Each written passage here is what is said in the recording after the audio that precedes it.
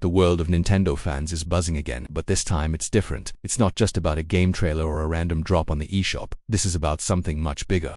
Something fans have been waiting for, and this might finally be the moment. July 2025 has become the month of speculation, rumors, and rising anticipation. A Nintendo Direct is supposedly around the corner, and if the rumors are true, this could be one of the biggest presentations in recent years. The strange part, it hasn't even been officially announced yet, at least not at the time of this script.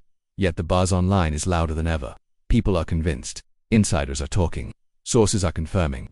The puzzle pieces are all starting to fit, and if this doesn't happen, it might go down as one of the biggest letdowns in recent Nintendo leak history. So, how did we get here? It all began with whispers, small hints from insiders, journalists catching wind of internal plans, game rating agencies suddenly publishing new titles, developers teasing content at unusual times, and one by one these signs started building momentum. Suddenly it wasn't just a rumor, it became a wave, a domino effect, and now people are scanning every update from insiders waiting for that final confirmation from Nintendo. And while Nintendo hasn't made it official yet, trusted names in the industry are all pointing in the same direction. Nate the Hate, a widely respected voice in the Nintendo leak scene, has doubled down. According to him, this Direct is coming. And not just that, it's going to be big. Very big. Third-party announcements, major releases, surprise reveals. The works. He's so confident, he's even suggested a timeline. The second half of the week, probably Wednesday or Thursday. That prediction is being echoed by other sources too. Video Game Chronicle or VGC has chimed in, citing their own internal sources. They believe the Direct is imminent. In fact, they believe it will be the event that finally gives us the confirmed release date for Metroid Prime 4, a game that has been in the making for years and one of Nintendo's most delayed projects ever. There's also speculation about how Nintendo plans their announcements. Historically, they've been known to drop surprise news just 24 to 48 hours before a Direct, so fans are on high alert. Every hour counts. People are refreshing Twitter and Reddit non-stop.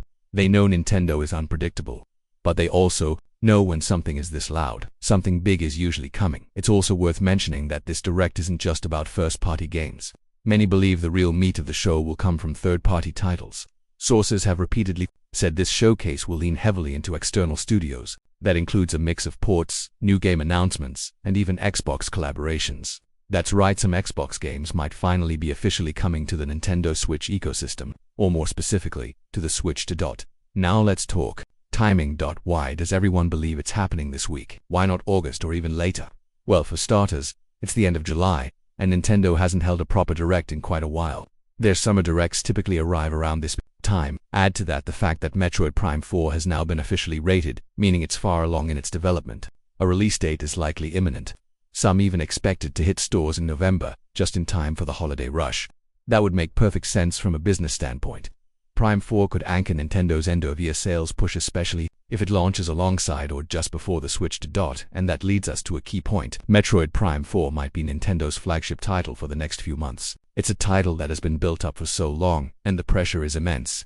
After all, the last Prime game came out nearly 2 decades ago. This isn't just a sequel, it's a revival, a comeback. Nintendo is likely going all in and announcing its release date at this rumored July Direct. That would set the stage perfectly. But there's more. A lot more. Gamers and journalists alike are also looking out for news on Metroid Prime 2 and 3. Will they get the same remaster treatment that Prime 1 received? It would only make sense. Nintendo loves to build momentum for major releases by reintroducing older entries in the series. We've seen it with Pikmin, we've seen it with Mario, so why not Metroid Prime 2 and 3 remasters could drop as shadow releases? Nintendo has done this before. In the past, they've released games like Pikmin 1 and 2 out of nowhere. 1 minute, no one expected them. The next, they were available to buy. It's smart, it creates buzz, and it keeps fans engaged. If Prime 4 is around the corner, re-releasing 2 and 3 just beforehand makes total sense. Now, shifting gears to third-party announcements. This is where things get even more exciting.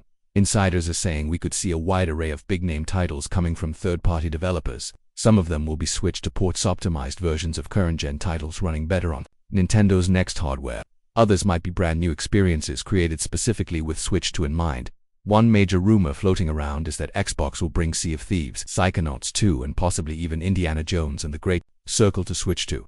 These are not just small titles. These are big, impactful franchises that carry weight. If they do get confirmed, it would mark a major shift in how Nintendo collaborates with outside studios and, especially with Microsoft. This also lines up with a recent report about Nintendo preparing the eShop backend for a large wave of uploads and updates. Scheduled maintenance during the same Wednesday-Thursday timeframe adds more fuel to the fire. In the past, this kind of maintenance has coincided with major presentations. It's all starting to line up. And then there's the possibility of long-awaited ports. Games like Persona 3 Reload, Witcher 3 Switch 2 Edition, and even Death Stranding Director's Cut S have been floating around in the rumor mill. These would be massive additions to the Nintendo library, and if Switch 2 is as powerful as insiders say, it could actually handle these kinds of experiences smoothly. That said, not everything in the pipeline is confirmed, but the volume of leaks and the variety of sources reporting similar things makes this more than just hopeful speculation. It's starting to look like a carefully built marketing campaign, one that Nintendo is allowing to brew under the surface before dropping their announcement. Even big-name journalists like Christopher Dring and platforms like GamesIndustry.biz are calling this an important week. They've mentioned how chunky this direct could be, meaning it's going to be packed. Other sources suggest that this may also be the beginning of a broader roadmap.